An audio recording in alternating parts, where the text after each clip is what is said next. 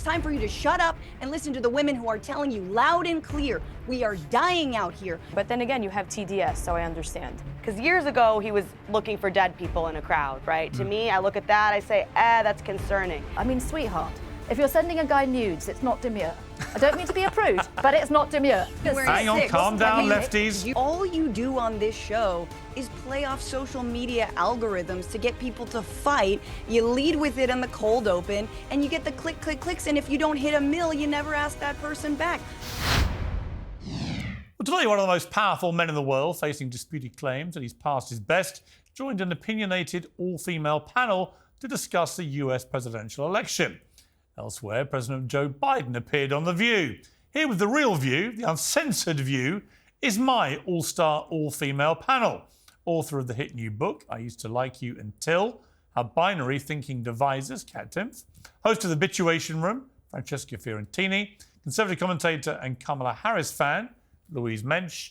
And the journalist, Emily Austin. But what a powerful all-female panel. I do feel like Biden going on The View here. Completely intellectually overwhelmed.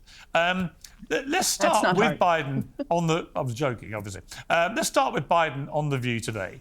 We've got a clip, and one of the many interesting parts of this was when he was asked directly, basically, whether Nancy Pelosi had stabbed him in the back to make him quit. This was the response. Did you feel that your hand was forced, and what is your relationship with Speaker Pelosi now? My relationship is fine. Look, I never fully believed the assertions that somehow there was this overwhelming reluctance of my running again. My polling was about, we're always within range of beating this guy. I was confident I would beat Trump. Listen, He's a loser. like the way they... I mean, Kat, it's continually disingenuous, this whole thing, because everyone knows what happened. Everybody knows Nancy Pelosi went to him and basically said, we do this the easy way or the hard way. And he only stepped aside because they were going to go public and take him down. And his response when he's asked about Pelosi, I thought pretty much confirmed that.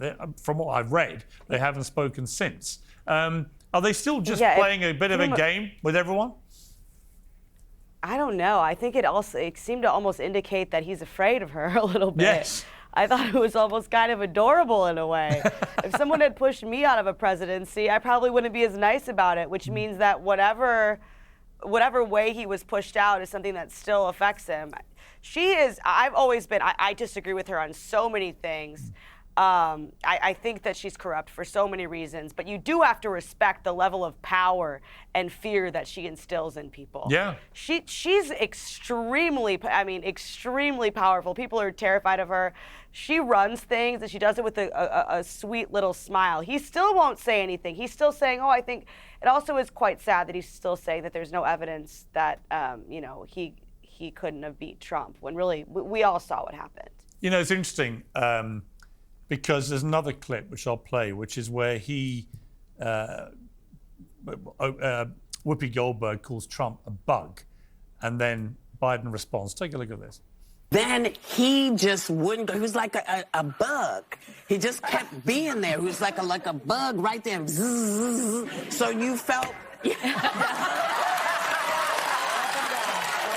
know, Emily, the reality of that is that it was the other way around. I mean, Biden was the bug on that debate stage who got completely flattened by, well, mainly himself and his inept performance, but also by Trump. So it's a kind of rewriting of history, albeit using little insects to do it.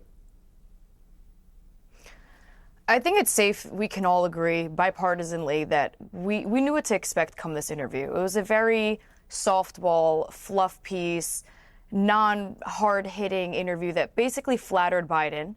He's not running for re-election. They were very low stakes. I think it was more of a feel-good piece. But Piers, that clip, what I took away from it was the insensitivity of that joke. You're saying that Trump is a bug, a fly, and you want to kill it. This is the same man who there were just 2 assassination attempts that actually shots were fired at him. So to make a joke that you want to kill it, the annoying bug flying in the room, and then they question why we say that the Democrats spread this dangerous rhetoric about Donald Trump that leads to these assassination attempts.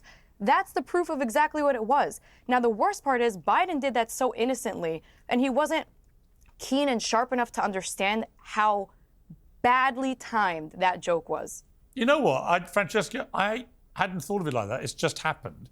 But when Emily says that, the way she says it, she's got a point, hasn't she? Yeah, I think that should be your leadoff. You know, Biden equates Trump with bug. Isn't that the same as the right saying that there's going to be a bloodbath? And Mark Robinson, who somehow is still running for governor, saying that some people ought to be killed. Yeah, I love it. I was going to say, what about the flies? Like, what about bugs? Like, I feel like it's unfair to them.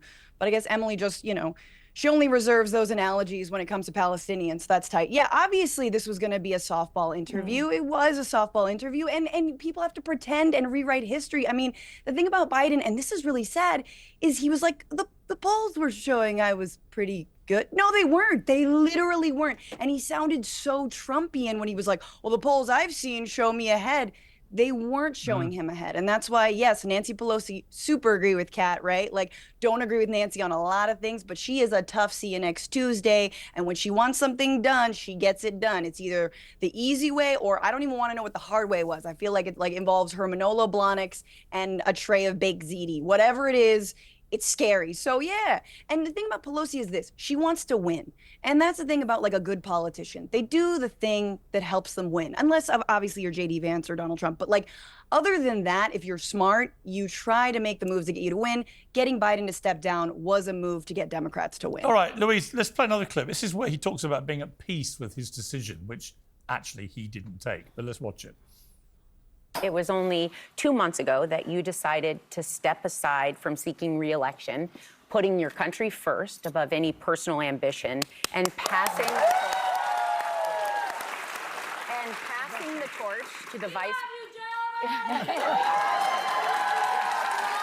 I am at peace with my decision. Look, when I ran for this last term, I said that I saw myself as a transition president. Yeah. Transitioning to a new generation of leadership. Now, I know I only look 40, but I'm 180 years old. You know, Louise, on one level, it's all quite nice and folksy and fun, and he goes on a very liberal skewed show, and they all cheer him and treat him like a hero. On the other, it reminded me that he is actually still president of the United States. He's still the guy with his finger on the nuclear trigger. He's still the most powerful guy in America, if not the entire world. And yet everyone assumes Kamala Harris is now running the show for the Democrats, not him.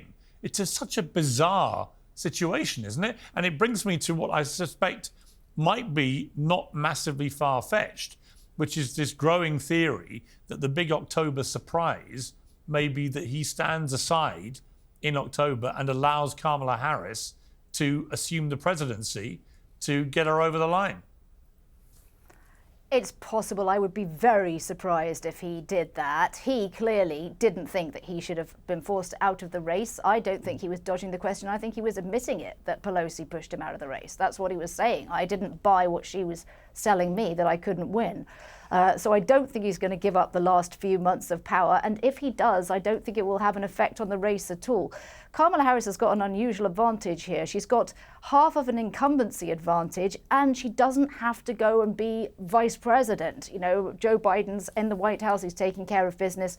He wore a Ukrainian and American flag on his lapel today, and indeed this afternoon he's going to announce a huge package of reconstruction aid for Ukraine at the United Nations, I think, and that's why he had that on. He's still president, he's still in charge of the country, and I think what we saw today was a guy that's relaxed and actually enjoying himself, even if he was annoyed at being pushed out. Now the pressure's off, he can crack all these jokes. He seems to be having a good time, what we would call in Britain demob happy. And I think he deserves it.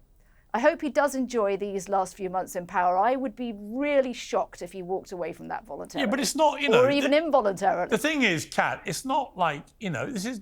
Running America is not supposed to be a tea party where you spend your weekends on the beach and, you know, you pop into The View and have a bit of a laugh with the thing. It's supposed to be an incredibly demanding, relentless job requiring extraordinary feats of endurance and mental agility, isn't it? To be fair, Piers, sorry, before Kat jumps in, Congress is taking a 2-month break this week. So say what you will about American politicians. Honestly, sometimes they leave you high and dry, but go ahead. All right, but the American president doesn't take a break. Kat. Yeah, every time but still, I mean, I think we've been conditioned kind of for a while. I mean, I feel like Joe Biden for a while, we didn't see a lot of him, even when we were being told that he was also going to be able to continue to be the president for another 4 years. I was among people who thought years ago that was unclear, because years ago, or clear that he wouldn't, rather, because years ago he was looking for dead people in a crowd, right? To me, I look at that, I say, that's concerning. At this point, though, whenever I hear his name, as awful as it is, in my head, the first thing that I think of is, oh, yeah, that guy. Even though he is presumably the acting president, I don't think anyone thinks he's actually making any decisions right now. I think people were impressed. On The View, great, he's still around. I think the bar has been set so low. I think we've become used to things that we would have not thought in the past we ever would have gotten used to. But yeah, I mean, I agree with you. There should be a president running the country, but at this point, there's clearly been a team of people who've been taking care of this, whatever this is, for quite some time now. You know, we were talking about Nancy Pelosi. I did enjoy her going on CNN with Jake Tapper. I've got a lot of time with Jake. I think he's great at what he does, but she even gave him the old death treatment. Look at this. They laugh at us all over the world. They're laughing at us. And you know what they're really laughing at? Kamala, because they can't believe that she's going to be president. They can't believe. You talk about cognitive problems? She's got bigger cognitive problems than he has, in my opinion. Donald Trump saying that Kamala Harris has bigger cognitive problems than Joe Biden. Why would you even cover that? This is a person who's not on the level. He is their nominee for president. He is incompetent. Let's not even talk about the silliness of it all and the weirdness of it all and the assault on women that it is. We're not going to talk issues. I mean, Jake looked terrified there, Kat. Yeah, I mean, he's covering it because it's the campaign for the presidency. So but again, I mean, I think that she had an opportunity where she could have slammed Trump, which she did, but to suggest that he couldn't cover it, I mean, look, that's the kind of thing that Trump says about people. It's this kind of thing that some people who really support him really like, but that it's also the kind of thing that makes people wary to support him. I think that a lot of people in his corner probably wish he would stick to policy and stick to pointing out, hey, I'm running against not someone who's the opposition, but somebody who's in office right now. But how many years have we been doing this where we've learned that's that advice that no matter how much people give it to him, he's probably not going to take it. Yeah, and interestingly, Kamala Harris is going to be spiking Biden's View guns tonight when she goes on MSNBC, obviously, which is an extremely left-wing Democrat supporting network. So a real easy home run for her. But that will take all the attention away from Biden. Francesca, I want to play you a clip of Donald Trump talking about how you protect women. This was at a rally in Pennsylvania on Monday. You will be protected, and I will be your protector. Women.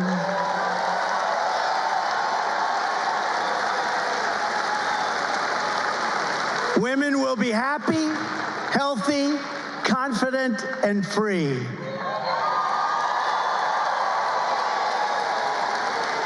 You will no longer be thinking about abortion. It's all they talk about, abortion, because we've done something that nobody else could have done. It is now where it always had to be, with the states and a vote of the people. Jessica, do you feel that Donald is your big protector? You're looking forward to being protected by him? How much time do you have? Yeah, I like how this is just an ad for like Stepford Wives 2025. You won't be thinking about abortion because we'll do mass lobotomies. Like, no, thank you. Why does this sound like less of a promise and more of a threat, right? Like, and yeah, he's right. He did something no other politician could do. He's increased maternal mortality rate by exorbitant rates. Over in Texas, 56% of pregnant women have been facing mortality rates because the hospitals do not want to treat their very, very treatable conditions again, these are people who want to be parents. These are not people who are seeking abortion. But then we talk about those women, let's say in Georgia, who have died because hospital workers, because of the overturning of Roe v. Wade, are too afraid to perform necessary life-saving procedures on women. So yeah, I love this like weird promise, you're not going to be thinking about it anymore. Like for all this like, you know, anti-Haitian rhetoric, he's sure doing weird voodoo mind tricks on all of us. Like, I don't want to protect her. Thank you. Least of all you, man who hung out with Jeffrey Epstein and P. Diddy. No thanks. Pass. Hard pass. Emily, what do you feel about Donald the Protector for all women? I think, excuse me, I forgot her name. She's just a clear face Francesca of what Fiorentini, host of the TDS, Bitchuation Trump Room derangement podcast. syndrome is. Because, excuse me, can you hear me?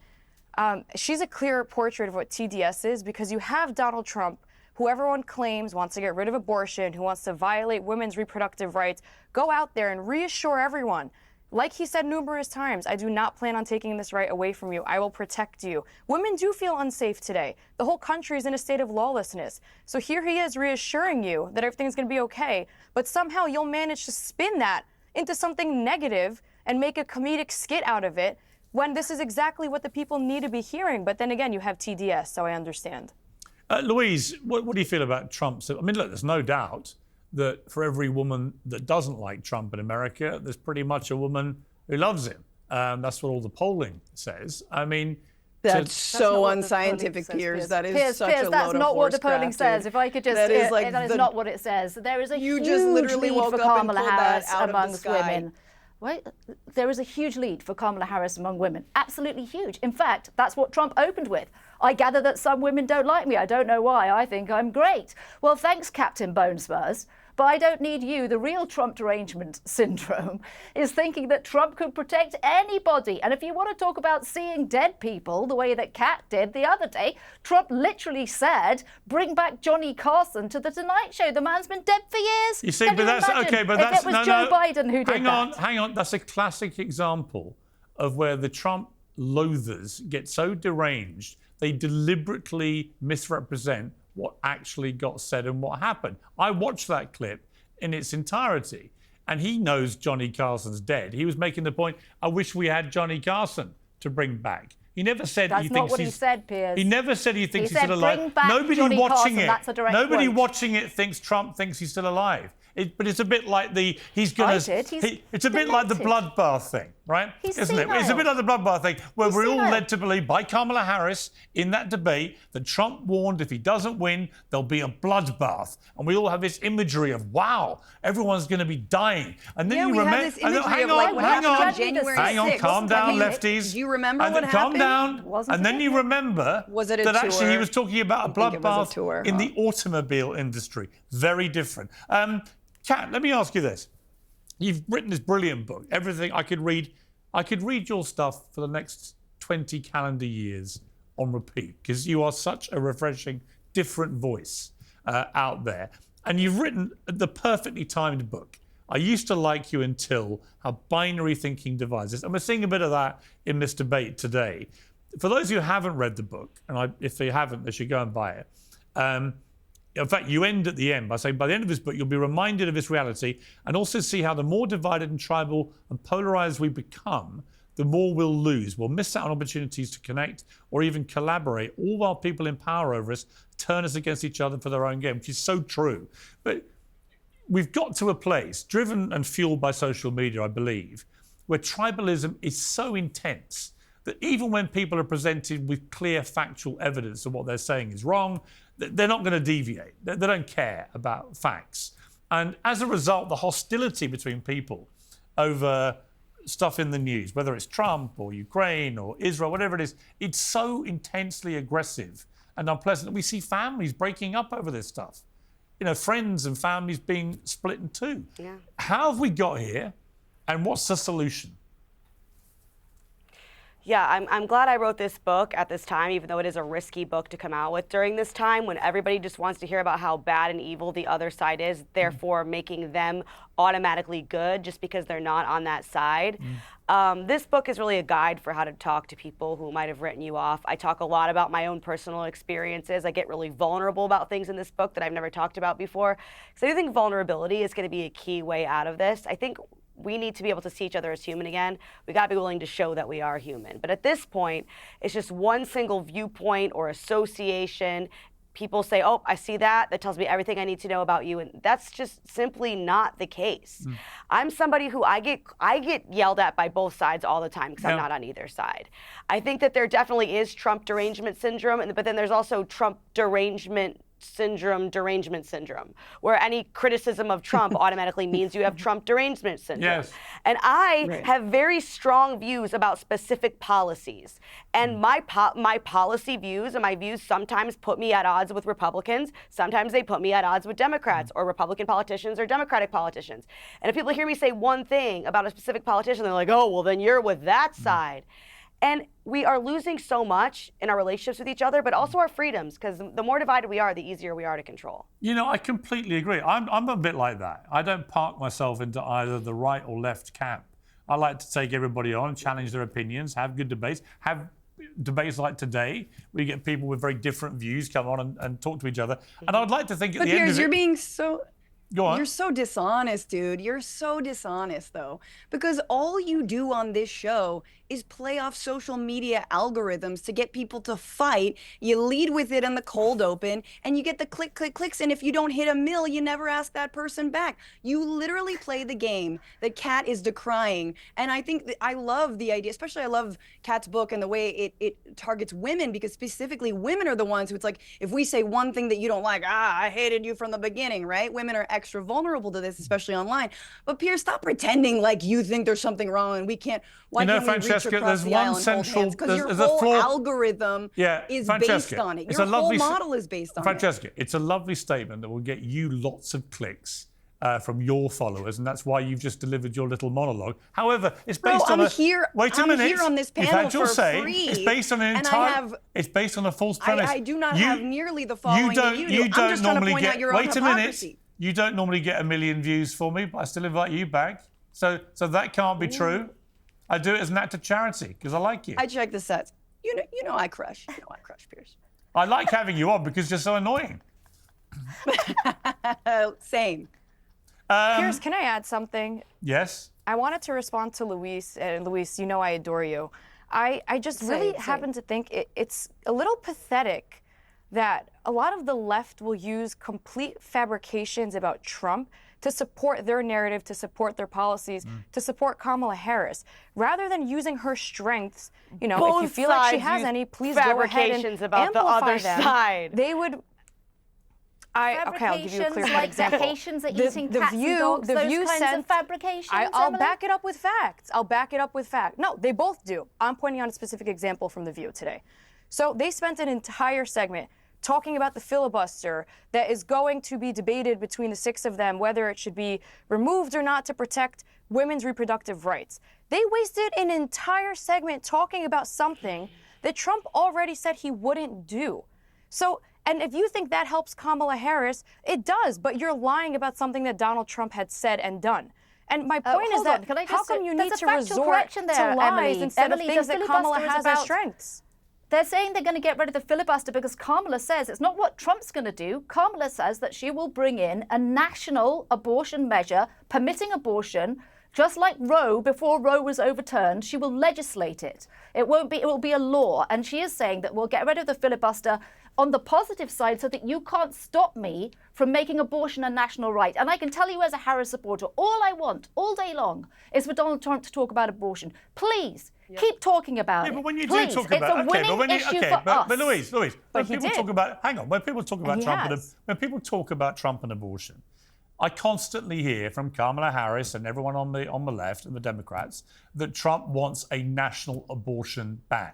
He has never said that. She tweets it almost every single day. He's repeatedly denied that. He has no desire to do that. In fact, whenever he's mused about what he thinks any kind of federal. Obviously, he's proud he's returned to the States. Fine, that may or may not be the right call. That's down to Americans. But he has said openly he thinks a 15-week term limit sounds about right. That puts him in line with most moderate European countries on abortion. He's not an abortion extremist. To pretend he is, and to deliberately misuse anything he said about this issue is just very disingenuous. I think Piers, so too, two Piers, things, and two I agree things with if you. I And I may, say that as somebody, I was asked about I this. say I'd that like as to somebody, by answer the it. way, who supports I would a like to woman's answer it. right to choose what she wants to do with her body, and we men should stick out of it. That is my personal position. But I don't like to see Trump regularly, deliberately misquoted about this when there's evidence to the contrary.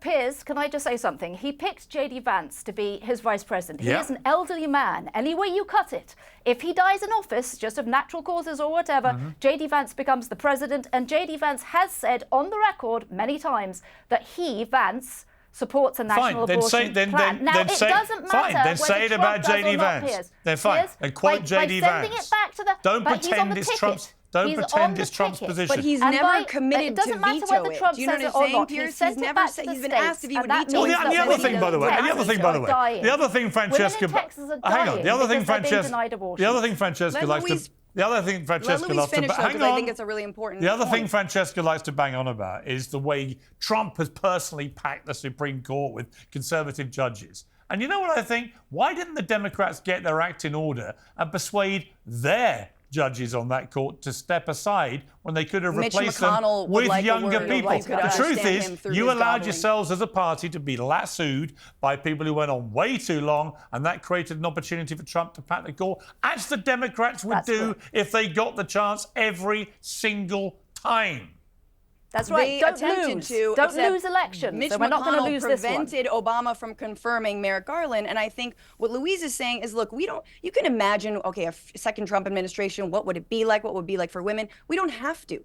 Because it's happening right now, where people are bleeding out in their cars from having miscarriages that should be treated and attended to. They're losing their ability to ever have children again, right? Because hospital workers are more concerned with bureaucracy than Francesca. people's lives. Okay, look. So, Pierre, don't interrupt me as you're talking about abortion rights and you say you support a woman's right to choose. Shut up and listen. As someone who's a mom, as someone who could have died herself, okay? It's time for you to shut up and listen to the women who are telling you loud and clear, we are dying out here. You're putting our lives on the line out here. Women in red states, women in blue states, women all over. It doesn't matter whether we love Trump or we hate Trump. The effect of overturning Roe v. Wade is the same. Our lives are on the line, okay? We don't need to imagine the future. It is here right You've now. made your point. You've made your point very forcefully. I'm going to change topics. Kat, the RFK Olivia Nuzzi scandal. So for people who don't know, she's a top New York Magazine journalist. I've admired her work for a long time. She's brilliant at the profile she does. Did a profile on RFK Jr., who's been on this show many times. And it turns out they had a non-physical, virtual, digital affair, very much an affair of our times, I guess. And as a result, she's been suspended. A lot of female journalists, Kat, have got quite exercised about this, saying that this plays right to the kind of trope about women journalists. This is how they get their stories and so on. What do you think of it? It's sad, especially because she herself, people have dredged up an old column she wrote saying, why do people act like female journalists always sleep with their sources? So not a good look for her. The whole thing's really embarrassing. Obviously, you're not supposed to have a sexual relationship with somebody you're covering. But I've also found the media to be focusing almost entirely on her. Yeah. And how she was so wrong and so bad for doing this. And quoting anonymous sources, which I wonder who they could be, saying that she was basically assaulting him with nudes while he was powerless against the nudes she was assaulting him with. Yeah. To me, I mean, it's not news to any woman who wakes up every day in this world that if there's anything sexual going on, it's always your fault, and the man's gonna have a way easier time with it than you will.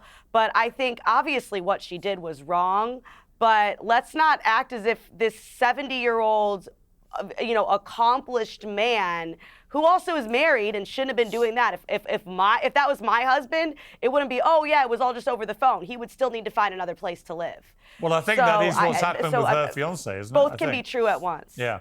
Yeah. I mean, yeah, Emily, it seems an awful lot of mayhem for a non-physical affair? I will Non-physical, admit, my behind. I'm going to preface that I'm very, I'd say very good friends with RFK Jr. I've been on hikes with him, hence why my phone's been blowing up over this non-physical sexual affair. So I'll admit that I have a bias and I happen to really like him. My whole thing is it takes two to tango. And I agree that, like Kat said, a lot of the media attention has been solely blaming her. He's equally to blame as much as her.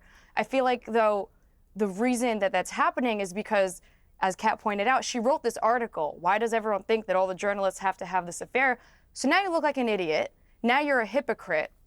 You were equally as engaged as he was in this non-physical affair. And obviously, I don't have to tell you guys, this was just another political plot. Like, why did this come out now? How come right now, after his full force endorsement of Donald Trump, which I do think helped him immensely, by the way, now how convenient this comes out. She's getting a lot of attention.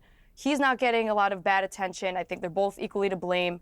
I think it's a little bit silly, a non-physical it's sexual coming out affair. because it's coming out because RFK it's showed kind of the nudes cheesy. around.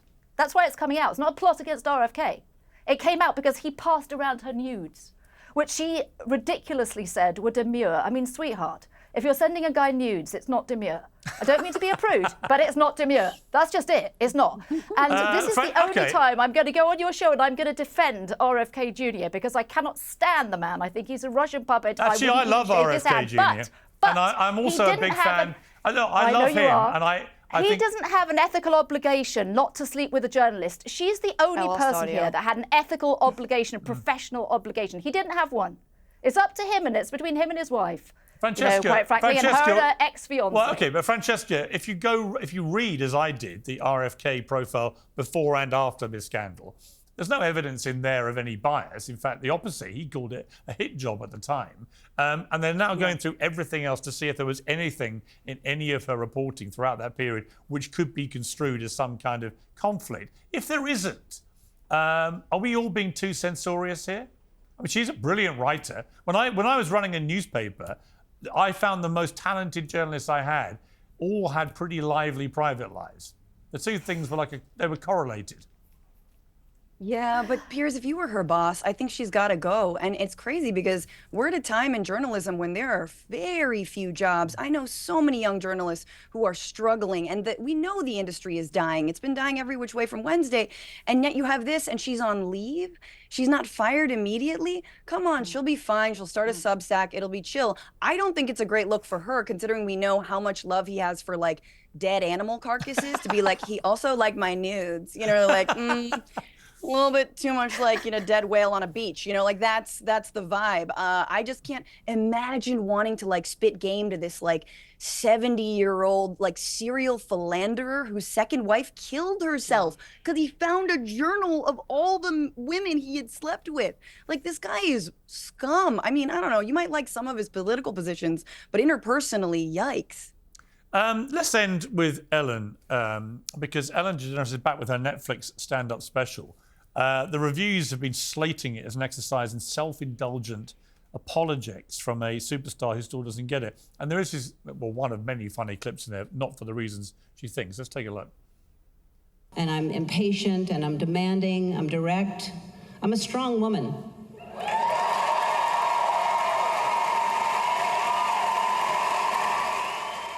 I mean, that standing ovation, Kat, goes on for about 25 minutes from memory. But what was amusing to me is that Ellen was driven out of her job because she came over as a very unpleasant piece of work to work for, and a lot of people started responding to an online site which was recording all the horror stories of working with Ellen. And yet she's twisted. She's diluted what they were saying about her, but she's twisted it as if somehow all of it was only because she was a strong woman. I'm not a woman, but if I was, I'd feel pretty offended by that. Well, I certainly know what it's like, as all women do, to have to constantly toe that line between, okay, I want to be taken seriously, but then also, people get mad at you if you don't smile. And it is a really, really difficult position. Basically, if you're a woman, you can't do anything right. But I don't think that's the same as the environment that reportedly she was providing for her staff. again, I don't know her personally, but yeah, to equate the two things, it's not, I have definitely, all women know what it's like to try to toe that line and how you feel like you can never do anything right. No matter what you say or do, people are going to be mad and mad at you for things they never get mad at men for. But I don't know that that's the same as being an abusive boss. Emily, is she just... Allegedly. Is she trying to rewrite history here and just paint herself as a much misunderstood, strong woman who should be admired, not reviled? She doesn't really have another choice. I mean, if you're treating your employees like crap and you're being a very dislikable woman, but she's very famous, everybody knows who Ellen is, then what are you going to do? Hey, everyone, I'm just going to sit down and take the back seat for the rest of my life? No, she needs to make a career for herself. So, of course, she will rewrite the history. She's going to pretend everyone else was wrong. And I think it's actually very hurtful to women that she's using the excuse of I'm a strong woman and all of these allegations were false because of that, because it actually hurts the real kind, strong, empowering women that are battling what Kat just said, that fine line between, I actually am doing things the right way and everyone's still scrutinizing me and I am a strong woman and everyone, you can never do right by everyone. And she's ruining it for everyone who's doing their part as strong, empowering women. And I just think, I don't like her. I think she's a disgusting I agree. I mean, person. I only know a little bit about her, which is when she was on American Idol for a season. I was told by people who worked on the show she was utterly unbearable. Louise, should we allow... Sounds like Meghan Markle. Sounds like Meghan Markle, Piers, doesn't it? Oh, I'm strong. I don't have to coddle anybody. Yes. Me being, as I believe both of these women are, me being a bully to little people and having huge high staff turnover somehow makes me great, strong, proud, No, it doesn't. It doesn't. It doesn't to Ellen. It doesn't to Meghan. You're not doing anybody any favours, and you can big yourself up as much as you like, but I think the general public sees the truth, and it's not very pretty. OK, well, we have a little drum roll. I agree with all of you. Francesca, hang on. There's a little drum roll, because we are on the verge of potentially a moment in history where the entire panel reaches a moment of agreement, and it's all down to you. Yes, this is why I wanted to say I actually do agree with you, but I want to stick up for Ellen.